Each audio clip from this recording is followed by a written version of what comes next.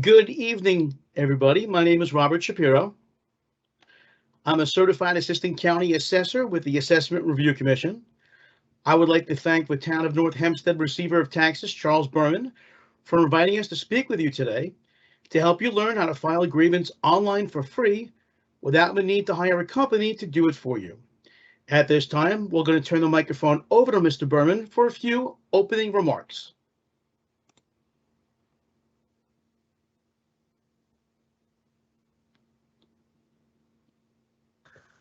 Good evening, everyone. My name is Charles Berman. I'm the receiver of taxes for the town of North Hempstead, and I want to thank all of you for joining us tonight. Tonight, we are going to do a seminar regarding how to file a challenge to your property's assessment. So essentially, when you're doing this yourself, you have to remember you're dealing with two separate agencies. The Department of Assessment, which is the agency that actually assigned the market value to your property, one agency. And the Nassau County Assessment Review Commission is the agency where you file these grievance applications. Both of these agencies have very important information on their websites. So you really should become familiar with both of them and both of the websites before you actually begin. But tonight, the Assessment Review Commission is joining us, and they're going to show you how to use their website and use the function on their website called ARROW, which stands for Assessment Review on the Web, to file your grievance if you want to do it online. Filing online is really the best way to do it. Once you understand what you're doing and you get the hang of it, you immediately get a receipt from them once you submit and file. There are also functions which will allow you to update your grievance application before the deadline. So tonight we're going to hear from the Nassau County Assessment Review Commission how to use their website to file the grievance application using the part of their website called ARROW. We're joined tonight by Mr. Jason Ferris from the Nassau County Assessment Review Commission, who's going to go through this step by step and show you how to use the program. So thanks again for joining us, and we'll turn it back to the Nassau County Assessment Review Commission. Thank you, Mr. Berman. Before we begin, I want to remind everyone to take advantage of the Q&A feature of this online event. If you have any questions, please enter them into the Q&A, and we will address as many of them as we can get to at the end of the presentation. There is a 30 to 40 second time delay between when we say and show you things and when you actually hear and see them, and that is why we wait till the end to answer all the questions. At this time, I'm going to turn the microphone over to my associate, Jason. Again, he's one of our customer service representatives, and he will be doing the presentation. Jason? Thank you, Mr. Berman. Thank you, Rob. I appreciate everyone being with us tonight. We have a real good crowd. Looks like we have over 40 attendees that have shown up to go over this with us. And that was a wonderful introduction, Mr. Berman, which we appreciate a great deal, helping to understand the differences between the two departments and how each can help the homeowner. Rob, I'll ask you to go ahead and continue with the slides, and we'll go ahead and get started. Again, as Mr. Berman said, Rob and I work for the Nassau County Assessment Review Commission. You receive initially every January what's called a Notice of Tentative Assessment, and you'll receive that from the Nassau County Department of Assessment. You have a legal right to challenge that if you believe that that assessment is incorrect, and you do that with the Nassau County Assessment Review Commission. And essentially, we are similar to an independent body. We're not there to defend the County Department of Assessment's valuation on your property, and we're also not automatically siding with the homeowner. The Assessment Review Commission's role is to review the appeals and make an independent, fair determination on the value of the property. So let's take a look, if we could, at the next slide, which will show us some of the things that some important information points that we'd like to review with everyone tonight. Please write down our phone number so that if you have questions about your appeal or the appeal application, you can call our customer service line and get assistance. That number is 516-571-3214. There's some important dates. The deadline to file the appeal to your assessment has been extended till May 2nd. Now, even though that's about a month away, and you've got plenty of time, we do really recommend that you don't wait till the last minute. You don't want to wait until the last day or two when perhaps a bunch of other folks that might have also waited, everyone is trying to use the system at the same time, because unfortunately, if your appeal is submitted after the May 2nd deadline, there's nothing that we can do to help or offer an extension. So you really want to try to get it done soon so that you're not under any time pressure. Everything we talk about tonight is going to start from the Assessment Review Commission's website, which is askarcnassau.com. And it will look like this when you arrive at that page. Now, throughout the presentation, there'll be things that I'd like to draw your attention to. And what we'll do is typically put a box around it with a little red line or a yellow arrow, kind of like you see here at the center left of your screen. So when you arrive at the Assessment Review Commission page, this is what you'll see. You'll actually notice that we have a video embedded right there on the page called How to Appeal Your Assessment. And we get this question all the time, if this presentation will be available for folks to review after. And this video is a quick and easy review for you. It's about 6.5 minutes long, and that video is provided for your reference. To get started with the appeal and the appeal process with us, you want to click on the link that we are showing you on the left that's called Arrow.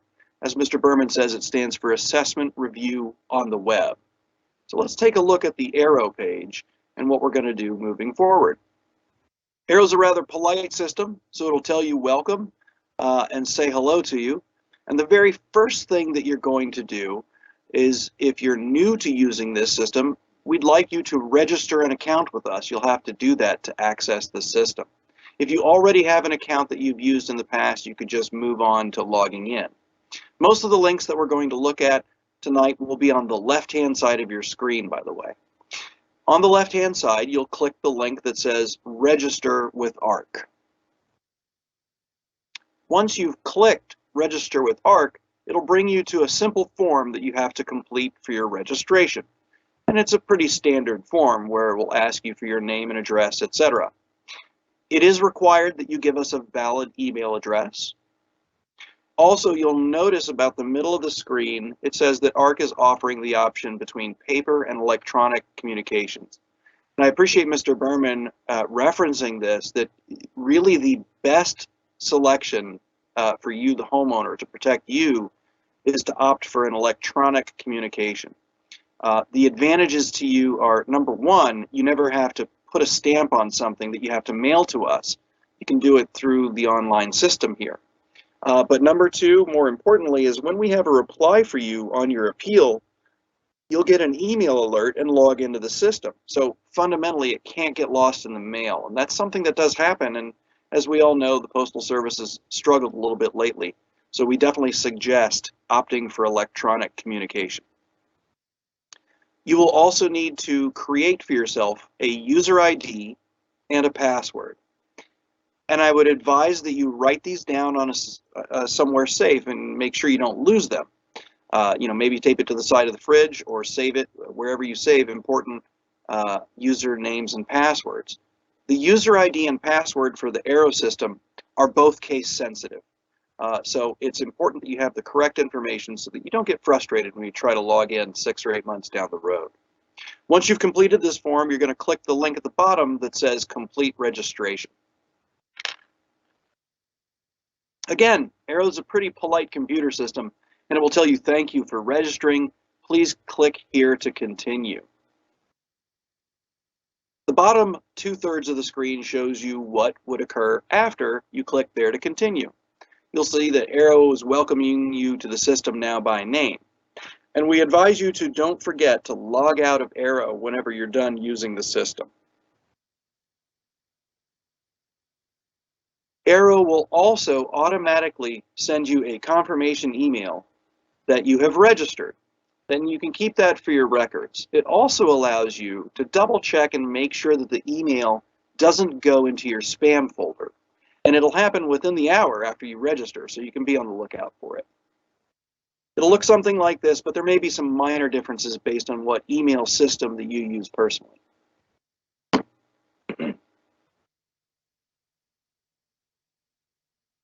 Now, when you come back to Arrow from being away and want to get started using it, you'll click the link on the left-hand side that says Login. The bottom third of your screen here shows you what it'll look like after you click Login.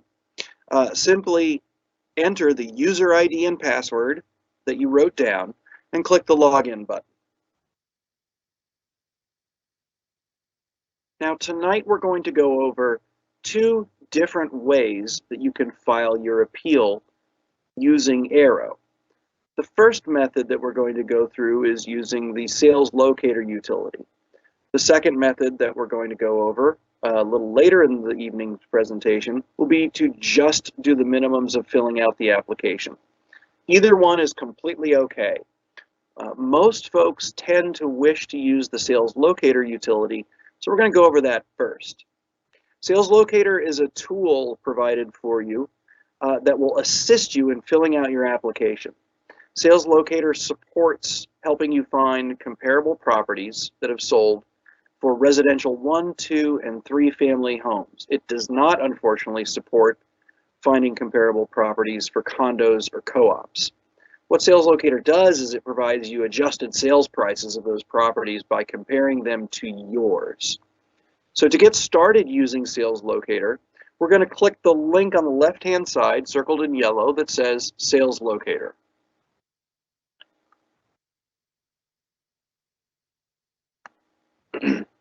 Now to get started, we want to enter your property into Sales Locator. And the reason that is your property is going to become the basis of comparison that other homes will be compared to.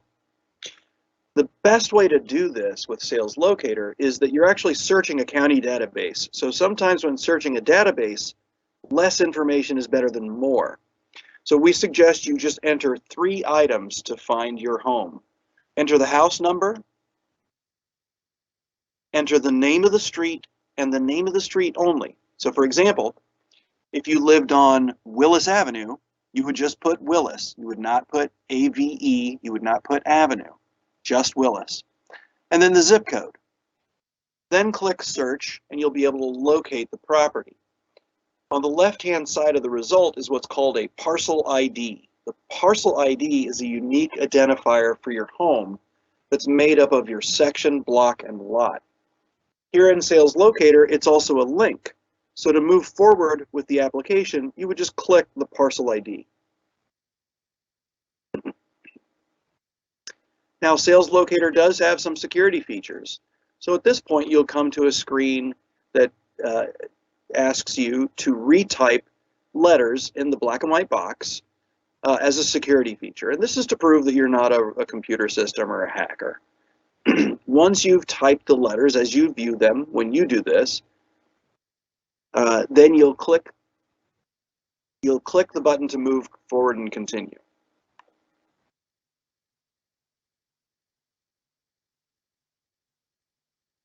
Now, the first screen that Sales Locator has brought you to is a summary screen, and it's a summary screen of your property.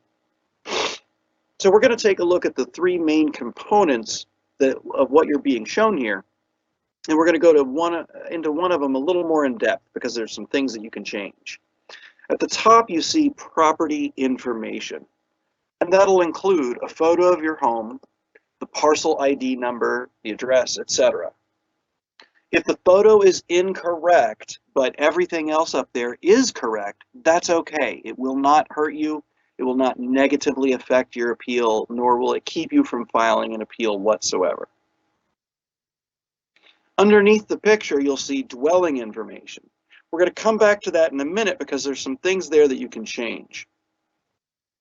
To the right of the dwelling information, you'll see the assessment information, including the assessment date, which was January 3rd, 2022.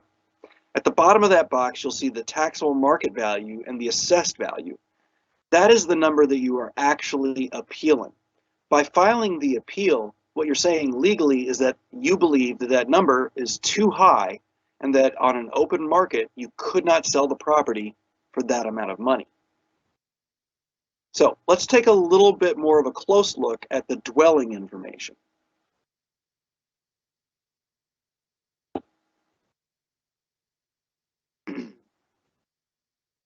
Now, on the left-hand side, this is how the dwelling information box appears when you first look at it. It has the style and the type of construction and the year built, etc. And you'll notice that some of those values are in a box that you can change. That's because if any of those things are a mistake, you can type in the correct value. Then, as shown in the right-hand side, you would click the button that says Apply Changes. Now, take a moment to write down this number because it's important.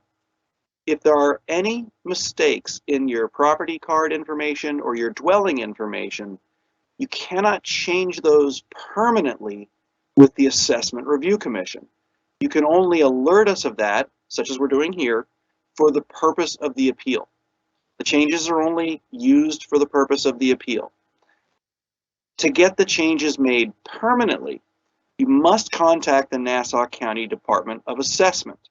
They're the ones that control that information and can help you get it changed if there's a mistake.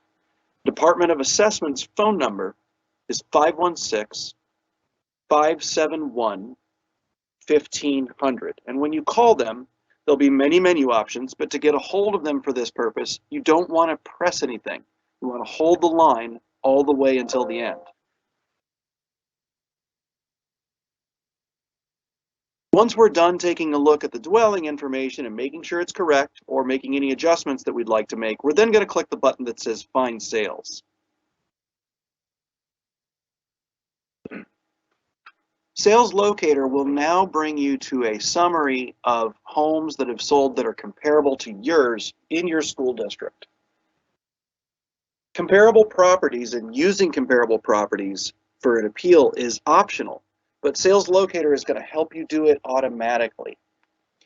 What you want to do is select 3 to 5 homes that are similar to yours that you believe are good comparables to yours. And you, of course, want to select homes that support your position that the assessment was too high.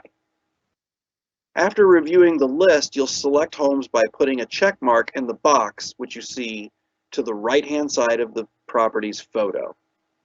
Once you've selected a few of them, you're then going to click the button at the bottom that says Select Check Properties and Continue. Now Sales Locator will show you a summary between your home and only the comparable properties that you've chosen.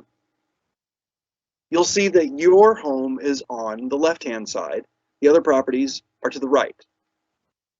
Your home is now the basis of comparison. So when you look at the sale price, you'll see the price for your home when it was last sold, and you'll see the sale price of the other homes. But let's look a little further down and show how Sales Locator does these adjustments. If you notice in the adjustments column for your home, all the values are at 0. Again, that's because your home is the basis of comparison. But let's say that one of the homes that you're comparing to has things that you don't have. For example, maybe they have a half bathroom that you don't have. Sales Locator acts like a miniature appraiser and adds value to those properties to make it a more fair comparison between your property and theirs. At the bottom, you'll see Sales Locator then adjusts the price of those properties appropriately. Now, after you've taken a review of this information and printed it if you want to, because you won't be able to come back to this slide, so you'd want to print it if you wanted to keep a hard copy for your records, you would then click the button that says Continue.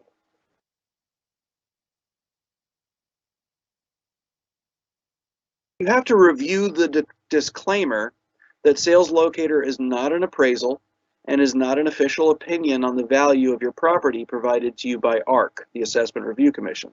You have to click I agree, proceed to move forward with using Sales Locator to get to the application. After you do that, Sales Locator will then show you a summary of the weighted adjusted sales prices, the range of those prices, and the average price.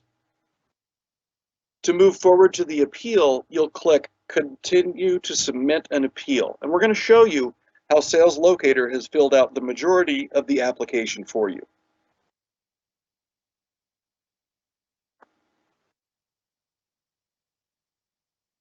When you first arrive now at the appeal application, you'll have to answer the question, what is the type of property? And this is so that you can select the correct appeal application. For a residential 1, 2, or 3 family home, you're going to select the form AR1. Sales Locator has already brought over some information for you from the appeal. So let's take a quick look at the next slide and just show a couple of examples of how it's helped fill out the application for you. Here you can see in Part B that Sales Locator has already filled in a value for what you are estimating the price of the house to be worth. Below in Part E, Sales Locator has filled in all the information for the properties that you chose to compare against yours. Let's start at the top of the application now and look at the application more in depth, one part at a time. Another little helpful thing that we have in the application are these little question marks that you see next to some of the fields that we're asking you to fill out. If you take your mouse and hover the cursor of your mouse over the question mark, it'll give you a little yellow box that'll explain more in depth what we're asking for with that question. Let's look at Part A of the application, which is one of the required parts of the application.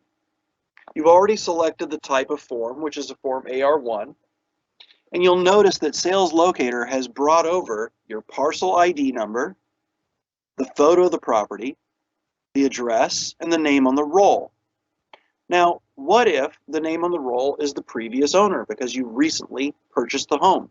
That's okay. You're still entitled to file, and it won't affect your appeal, and it won't hurt your ability to appeal at all.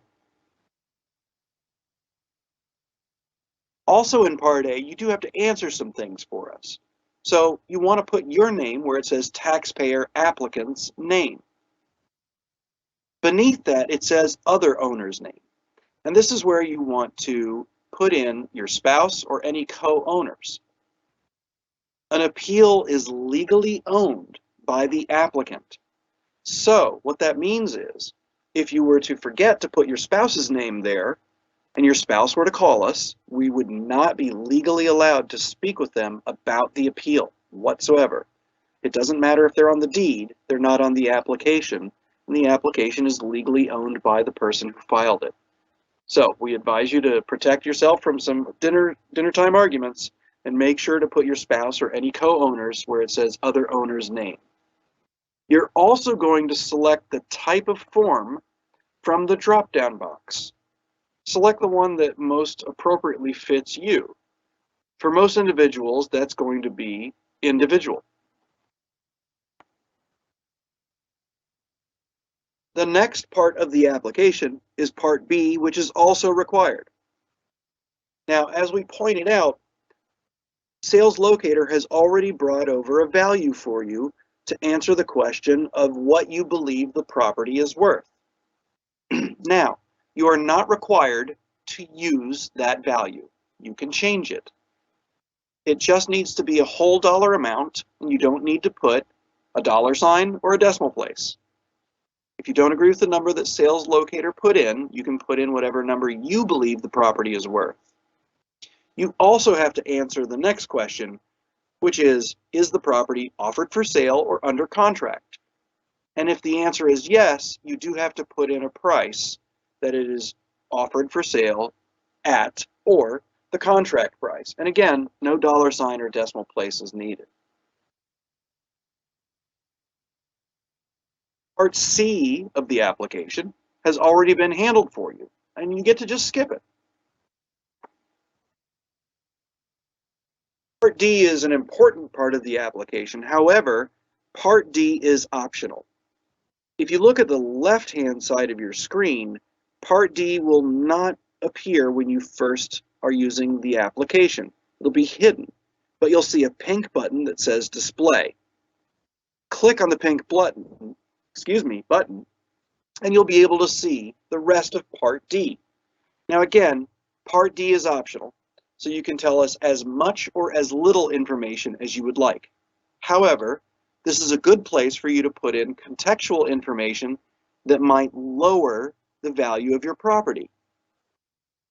Such as maybe you live next to the Albertson train station for the LIRR, and because you live close to the train station, the commuters all park all over in front of your house. And that kind of lowers the value that you could ask for on an open market.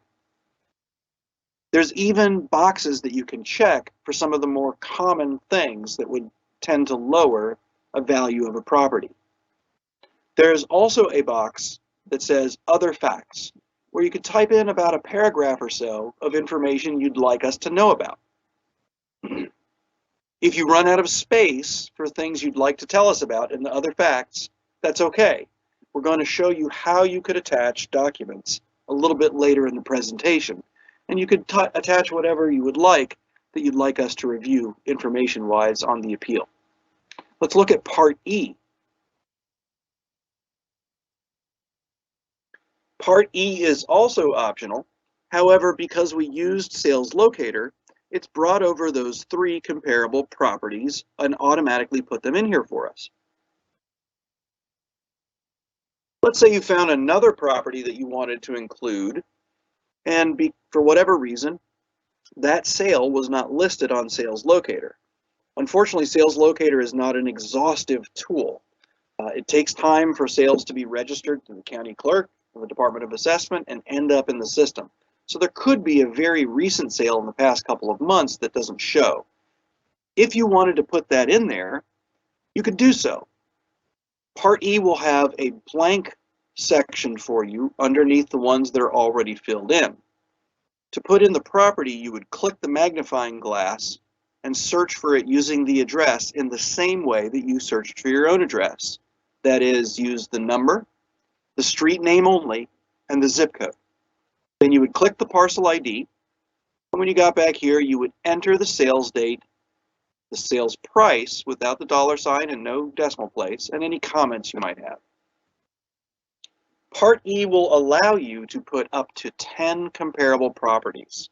However, it's our opinion that 3 to 5 is more than enough. The last part of the application is Part F, and that is also a required part of the application. You will once again have to complete retyping the security text from the black and white box.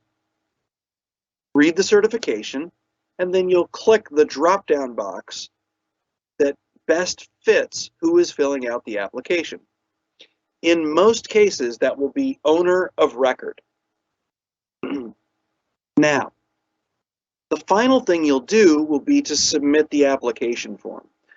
What we want to do is go over what you might see if there was a mistake or a missing item once you click Submit Application Form. And you want to be very careful not to do this twice and submit a duplicate form. Duplicate applications are not allowed. Only one application may be reviewed per property in the county. So what that means is, if there's a duplicate application, neither one will move forward. But let's look at how errors might show up. As you see on your screen, arrow will alert you that there's a missing item or an error and what section that the error is in. It'll also highlight the box where the error is in red. Make whatever corrections are necessary and then submit the application form. When you've successfully submitted the appeal, you'll get a confirmation message in red at the top, and that will include your application number. Write that down and keep it in a safe place for the 23-24 appeal. It'll help you. Now that you've submitted the application, You can make changes to it up until the due date of May 2nd, and you can also add attachments.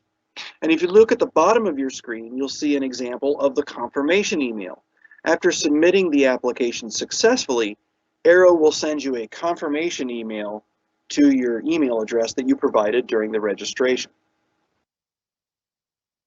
Let's take a look at how we could add attachments to the appeal. Remember, we do have a box in Part D where we can add information, but it's only about a paragraph. So let's say we typed up a letter, or we had a map or some photographs that we wanted to share with the Assessment Review Commission for their consideration during our appeal. We can do that once we've submitted the appeal and have our application number. Right underneath the application number, we would click the box that says View or Add Attachments. Of course, Arrow is kind of smart and knows that we currently don't have any and is going to ask if we'd like to add one now. Of course, we'll click Yes. Now, any attachment that you'd like to add has to already be saved on your computer. The first thing you would do would be to click Choose File and navigate to where you have the attachment that you want to submit with the appeal. And then you'll double click it. Then you'll select the type of document from the drop-down. It could be something like maps, or photos, or correspondence. Once you've selected that, you'll then just click Submit Attachment.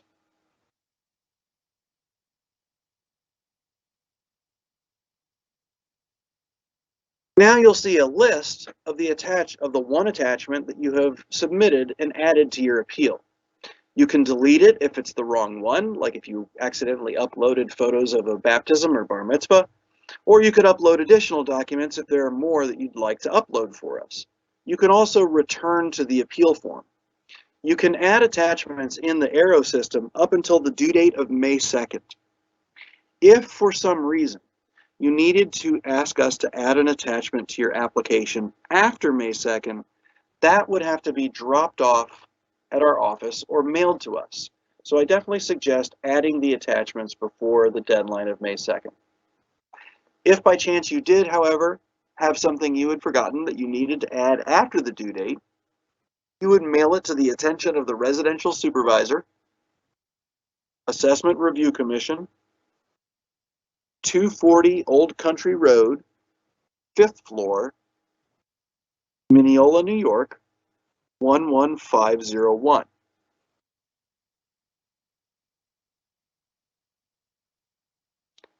Once we've clicked Return to the Appeal Form, let's take a look at the fact that the status has changed on our appeal. So if you look down to where the picture of the property is and move to the right, you'll see the address and the name on the roll. After that, you'll see in orange a status, and it says Received. It will continue to show as received until we have an answer for your appeal. So received, in this case, is a synonym and means the same thing as pending. Your application is now pending. We often get asked, how long does it take for the Assessment Review Commission to get us an answer on my appeal? That's a great question. The correct answer is that the Assessment Review Commission has to issue its final answer to you no later than March 31st of next year, 2023. However, most homeowners will have received an answer by about late January, by about the 20th of January next year.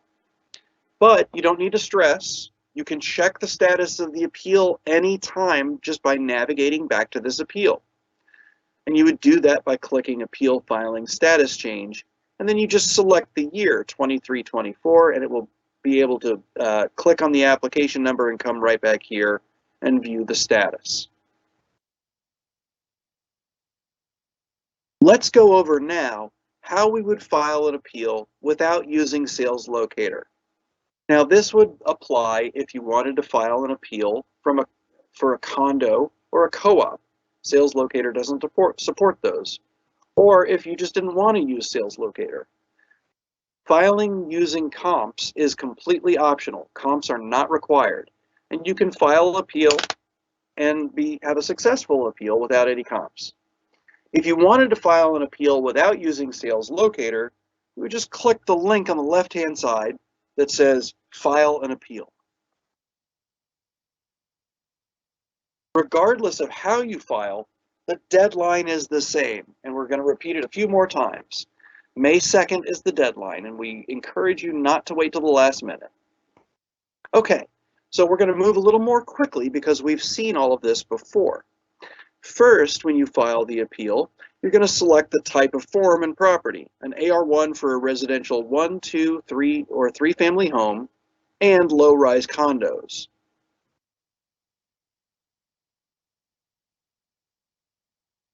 We're also going to have to fill in Part A, which is required, but this time it's not there for us from Sales Locator, so we've got to get the home in there. To do that, click the magnifying glass. A box will pop up, and as we went over before, you'll enter the house number, the name of the street, and the zip code only, and then click search. Once it finds the property, click the parcel ID, and that will enter the home's information into the appeal application for you. Part A will then look like this, with the photo, address, and the name on the roll. Please enter the taxpayer applicant's name, and of course, like we said before, any co-owners or your spouse that might also want to ask questions about the appeal. Then select the type of form, which in most cases will be individual. Is also required. You must answer the question about the applicant estimates and requests that the assessment be reduced based on the full market value of, which sounds confusing, but to make it very simple, in that box you want to put how much you believe the property is worth. You do not need to put a dollar sign or a decimal place. Also, you have to answer the question, is the property offered for sale or under contract? And if the answer is yes, you have to put in the amount.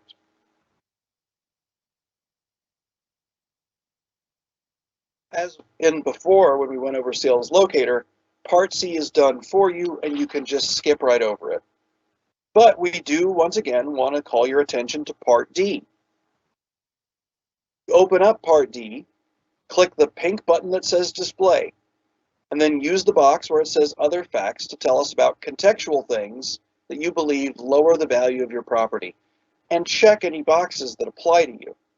Because Part D is optional, you can put as much or as little information as you like in Part D. Part E is also optional. Part E will have one blank spot for you to add a comparable property if you choose, but it's optional. You don't have to. But let's say you wanted to enter a comparable property or two. You would search for that in the same way we did before. Click the magnifying glass, enter the house number, the name of the street, and the zip code only, and then search for the property. Once you've pulled up the property with the parcel, you would enter the sale date, price, and any comments you might have. The final part of the application is Part F, which is of course required. Enter the security letters, and then select the type of signature that you're providing based on what fits you best. In most cases, it will be owner of record. Again, we don't want to submit more than one application, but when we're ready to submit this one, we click Submit Application Form. And let's take a look once again at how it will show you if there are any missing items in the form. The missing items will be announced to you at the top of the form and what section they're in. And the boxes that might be missing will be highlighted in red for you. Make any corrections you need to, and then submit the form.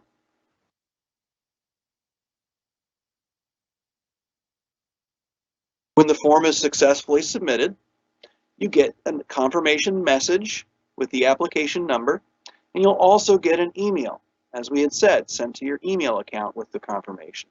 You should save that for your records and write down the application number.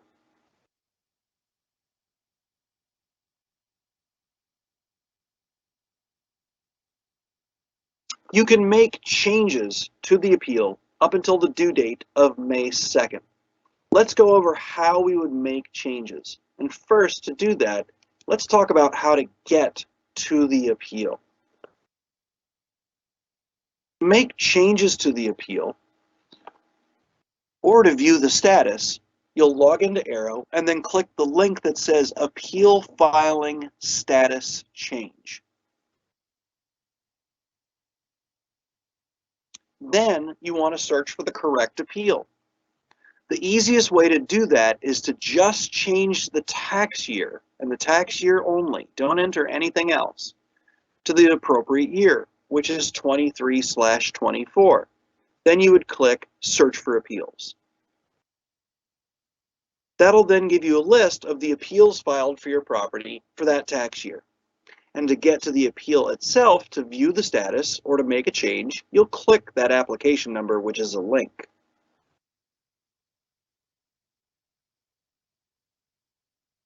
Now, changes in the appeal application are only done in the individual sections of the application. So what that means is you would go to the section that you needed to make a change. We're going to go over Part B as our example here. Let's say you wanted to change the value that you're asking the property to be adjusted to in Part B. You would just change the information, and at the top right of each section is a button that says Submit Changes. Clicking that button logs in the change to the application. That's all you have to do. You don't have to submit a new application.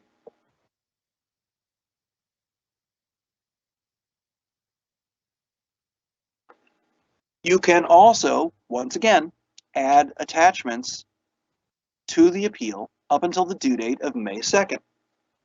At the very top of the application, above where you selected AR1 in Part A, you'll see a button that says ARC Communications and Attachments.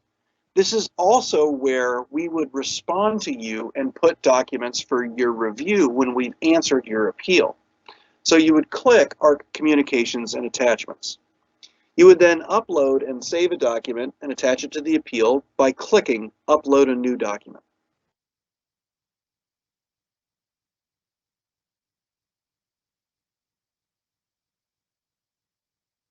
Now, let's say you accidentally filed 2 applications.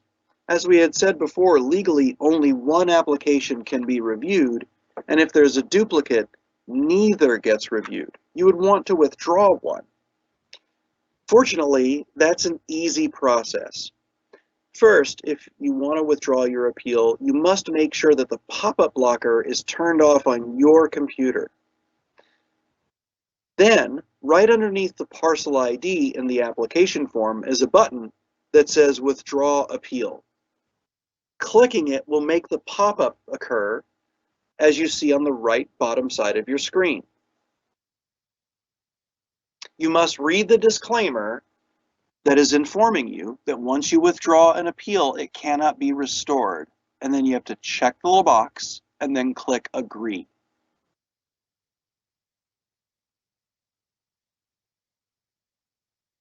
Arrow will give you a confirmation message that the appeal was withdrawn. You'll also notice that the status of the appeal has been changed to withdrawn.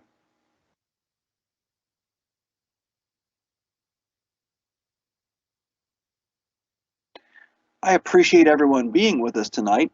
Now that we've gone through the application together, we'd like to invite Rob and perhaps Mr. Berman to come back, and we'd like to, the three of us, try to answer some of the questions that you've posed for us.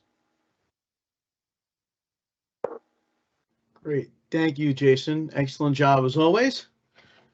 Mr. Berman, if you'd like to join us in here, come on in. The water's warm. Thank you. Yeah, I'm here. Thank you. That was an excellent presentation. We appreciate it. I just wanted to point out 2 things. One, you don't, as was said earlier, you don't have to hire an attorney or a representative to file this grievance application. You can do it yourself.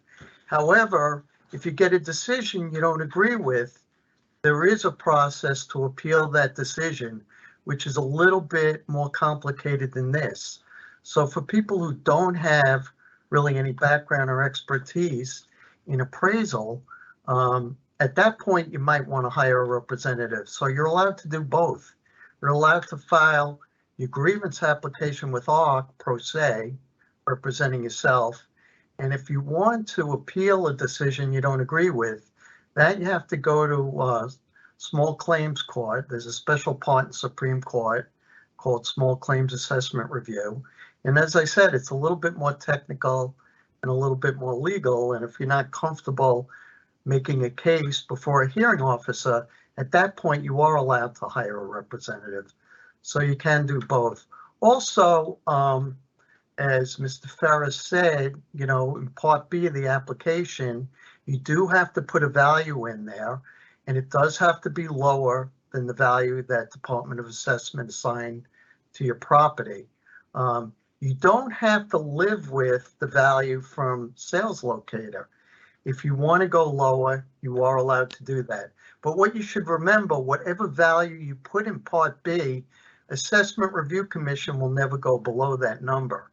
So if your assessment is 500,000 and sales locator brings you to 480, and you go with that, you'll never be able to get a reduction lower than that amount. So my advice on that is to always be aggressive and try to find the best sales to represent your case to come up with the lowest possible value in Part B.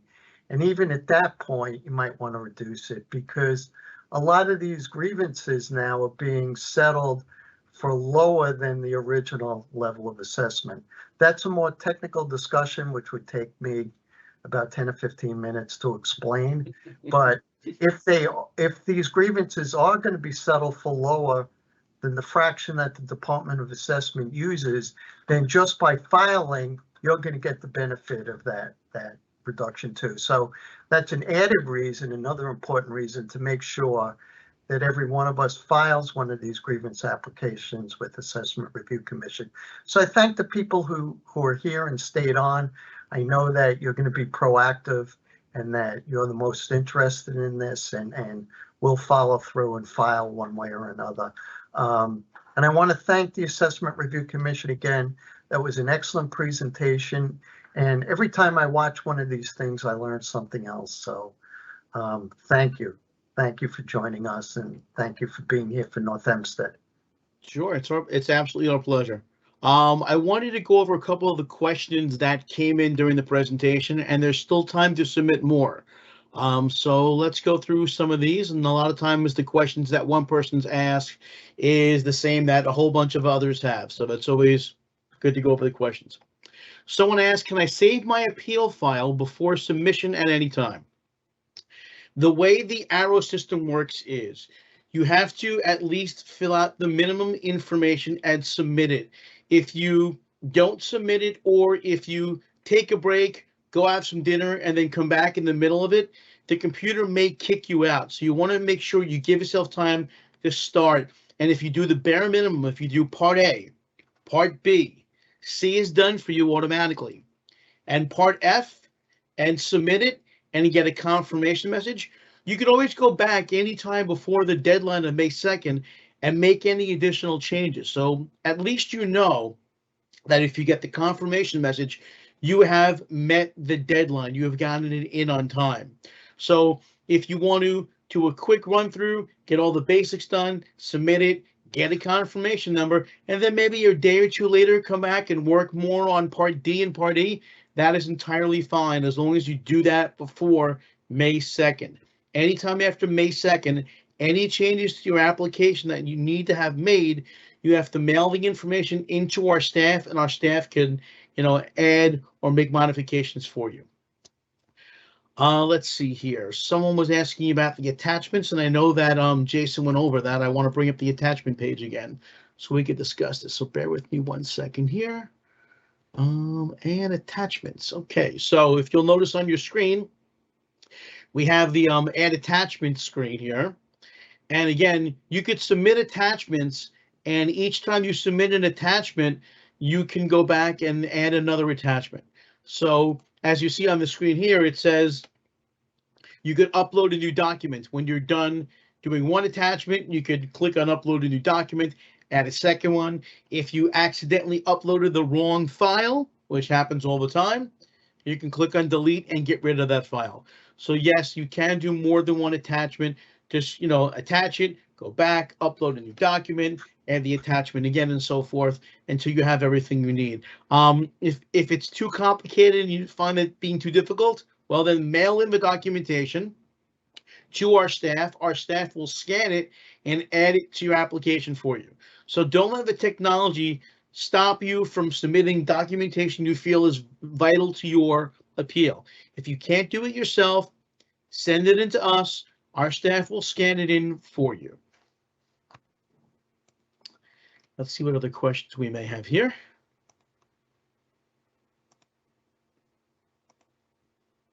Okay. What, if any, is the downside of using the locate feature? I'm assuming you mean of using the arrow feature to locate comparable sales. Well, using sales locator is entirely optional. It's a tool that's available to you. Many people who file themselves do use the tool because it's something that's easily accessible for them to use. However, you're not required to use sales locator. And in case you have more options, when you look at Part E, and I'm going to go to Part E real quick here, you have the option to add other comparable sales that you may get from other sources. What other sources can there be? There could be multiple listing if you have access to it, Zillow, Street Easy, depending on where you live. A great resource to find comparable sales is we all get those cards in the mail saying, hi, my name is so-and-so. I'm the best realtor in the area. If you want to sell your home, contact me. I'm the expert. Well, you know what?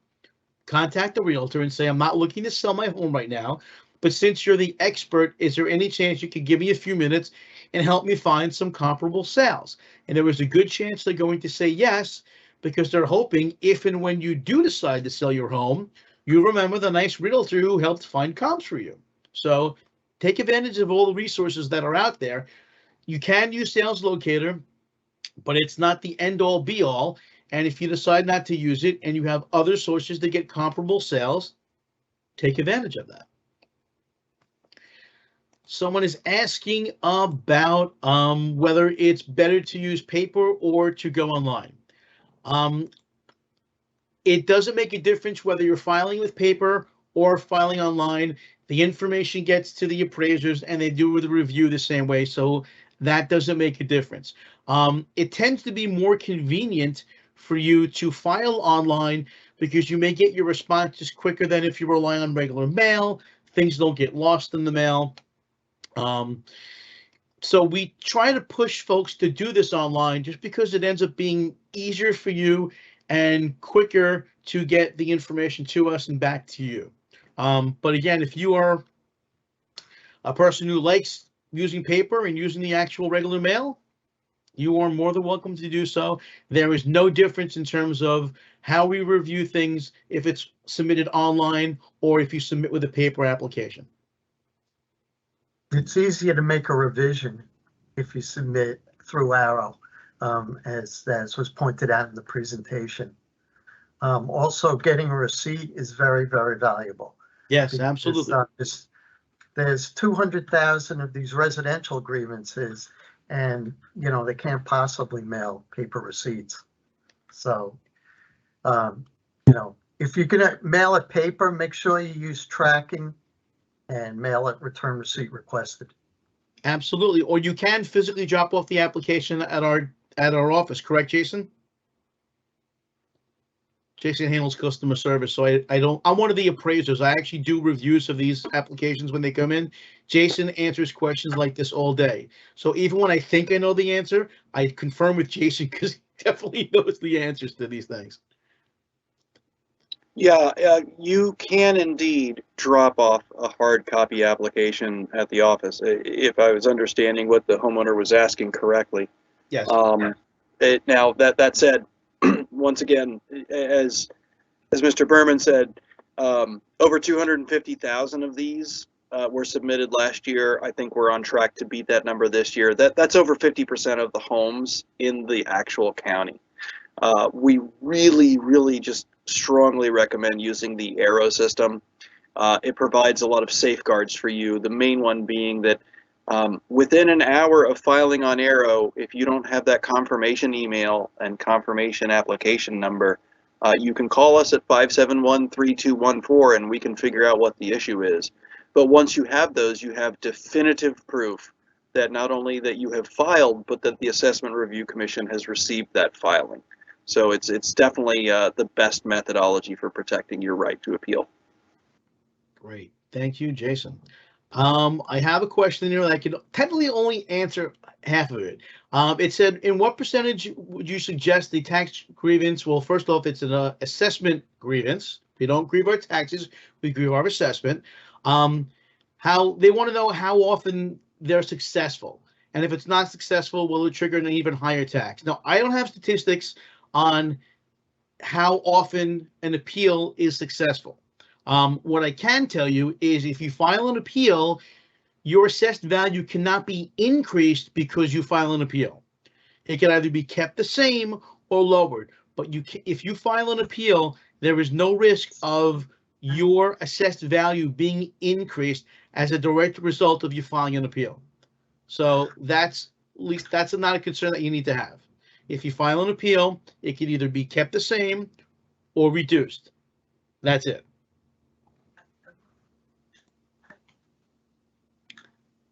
Let's see. I want to remind folks, we've published some information in the Q&A section, including a lot of what you're seeing on your screen now, including our website address, hours of operation, phone number, and customer service email. The brochure that Jason mentioned in the beginning of the presentation, the trifold, there is a link to that in the Q&A. If you click on it, you could download a copy of the PDF. I would recommend printing it out. Jason mentioned writing down your username and password. The brochure is a great place to write that information down. This way you have all the important dates as well as your username and password in one spot. Also, if there's anything you need to find out or talk to somebody about, specifically about the inventory of your property, Jason mentioned before that if you wanted to make changes to the numbers that is in the system in terms of if you have the wrong square footage, if they have the wrong bathroom counts and so forth, you can make changes in Sales Locator, but that's only in Sales Locator. So if there's information that's incorrect, if they think you have 5 bathrooms and you only have 2, contact Department of Assessment. There's a link in the Q&A that will take you to a contact form, or you can give them a call at 516-571-1500. It's very important that they have the correct information because, again, that is what your assessed value is based on. And if they think you have 10 bathrooms and you only have 2, your assessed value is going to be higher based on 8 bathrooms that don't exist. We also get asked, so what happens if we call them and they have to come to our house? If it's something exterior, if they think you have a garage and you don't have a garage, more often than not, they could just drive by your home, take a photo, and see that there's no garage. If it's something interior, if they have the wrong bathroom count or kitchen count, they may need to come inside your home. They will never just show up. They will make an appointment. They will have ID. They'll never just say, surprise, we're here to check everything out. The other question we get along these lines is, well, if they come in to see how many bathrooms I have, will they see how many kitchens I have also? I can't speak on behalf of Department of Assessment. It's a separate department. All I can tell you is when they come into your house, they may see everything. So it's up to you to decide that something that is incorrect is it going to cause more of an issue for you if you have an inspector come in your house. It's entirely up to you. We're not going to tell you to go one way or the other, but that is something to consider. That if they come in because they have it of the bathroom count wrong by 1 bathroom, but they come in and see you have 3 kitchens in your house, is that going to create a greater issue? That's entirely up for you to decide. We're going to give folks a few more moments here to ask any questions they may have. Again, all of our contact information is on the screen right now. Any questions that Mr. Berman's office can't answer, we're happy to do so. Mr. Berman, did you want to give out the office number for your office in case folks have questions for you guys? Yeah, our office number is 516-869-7800. And I'm putting that in the Q&A as soon as I finish typing. Office. Let's spell it correctly.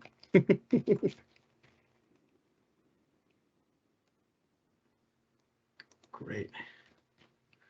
We're going to give final call for any questions here. So if anybody has any questions, feel free to ask them. What is considered a full bathroom? Typically, a full bathroom is a toilet, a sink, and either a shower or a tub. A half bathroom would mean just a toilet and a sink with no tub and no shower. Sometimes people ask about a quarter bathrooms. You rarely see those things. Maybe sometimes in some areas of Queens they used to have them where it was a toilet. There was no sink, just a toilet. As far as I know, that's not a consideration for DOA, Department of Assessment. But typically a full bathroom again is a toilet, a sink, and either a shower or a bathtub. Can the name be the name of a business? Jason, you want to handle this one, please?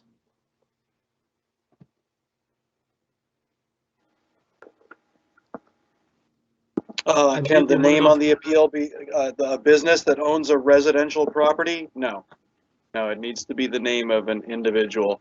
The drop-down box in Part A, do you want to just, could we go back to Part A real quick? Thank you, Yes, Rob. sir.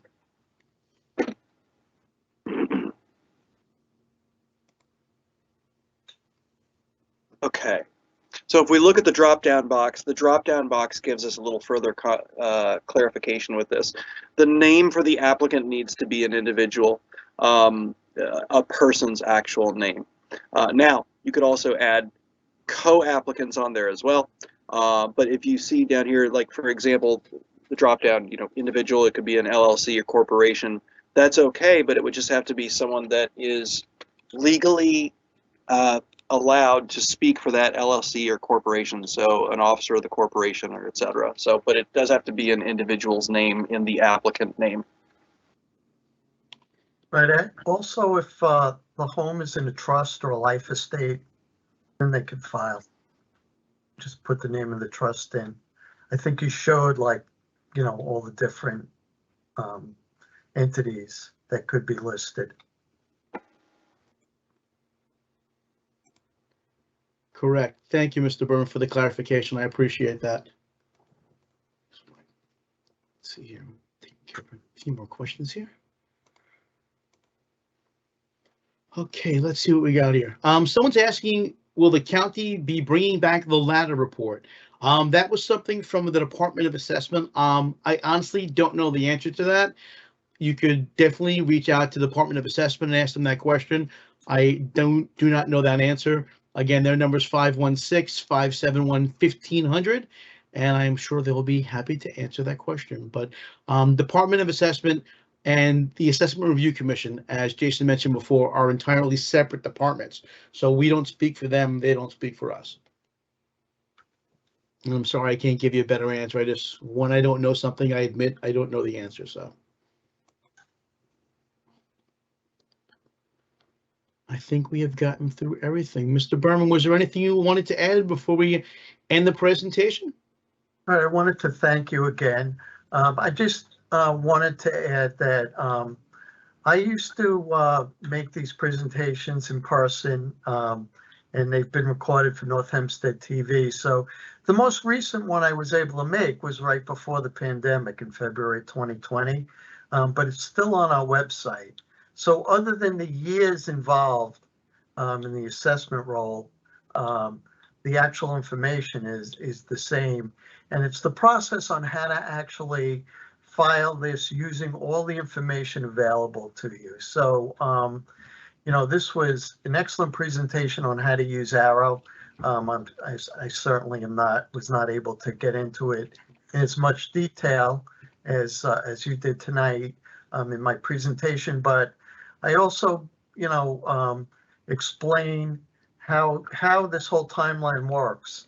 So if you have a minute and you want to, hear more about this process before you file, I encourage you to go to the Town of North Hempstead website and click my most recent presentation.